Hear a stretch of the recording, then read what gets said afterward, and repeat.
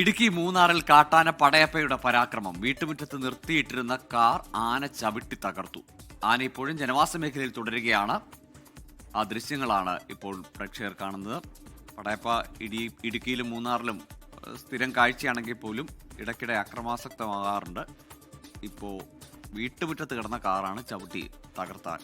മാത്രമല്ല ഇപ്പോഴും ജനവാസ മേഖലയിൽ ആന തുടരുകയാണെന്നൊരു റിപ്പോർട്ട് കൂടി പുറത്തു വരുന്നുണ്ട്. കുറച്ചധികം നാളുകളായി പടയപ്പയുടെ ആക്രമണമൊന്നും തന്നെ ആ മേഖലയിൽ ഇല്ലാതിരിക്കുകയായിരുന്നു. വീണ്ടും പടയപ്പ തിരിച്ചെത്തിയിരിക്കുകയാണ്. ആ വീട്ടുമുറ്റത്ത് നിർത്തിയിട്ടിരുന്ന കാറാണ് ആന ആക്രമിച്ച് തകർത്തിരിക്കുന്നത്. ആനയെ അവിടെ നിന്ന് തുരത്താനായിട്ടുള്ള ശ്രമങ്ങളൊക്കെ തന്നെ നടക്കുന്നുണ്ടോ എന്ന് ഇനി നിരീക്ഷിക്കേണ്ടിയിരിക്കുന്നു. വനംവകുപ്പിന്റെ ഭാഗത്തു നിന്നുള്ള നടപടികൾ എന്തൊക്കെയാണ് എന്നുള്ളതടക്കം തന്നെ നമുക്ക് നോക്കിക്കാണേണ്ടിയിരിക്കുന്നു.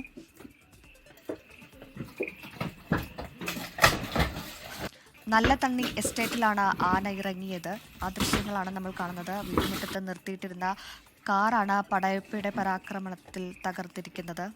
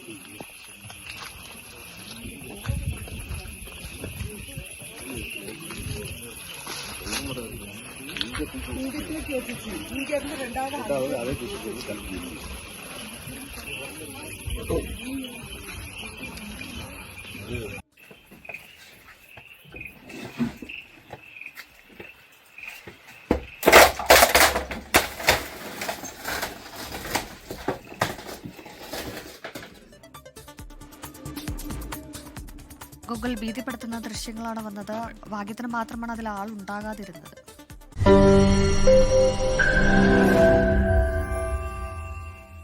ലോകത്തെവിടെയായാലും ഏത് സമയത്തും 24 വാർത്തകളും ഓഗ്മെന്റഡ് റിയാലിറ്റി പാക്കേജുകളും എക്സ്പ്ലെയിനറുകളും വിശദമായി കാണാൻ ഞങ്ങളുടെ യൂട്യൂബ് ചാനൽ നിങ്ങൾക്ക് സബ്സ്ക്രൈബ് ചെയ്യാം.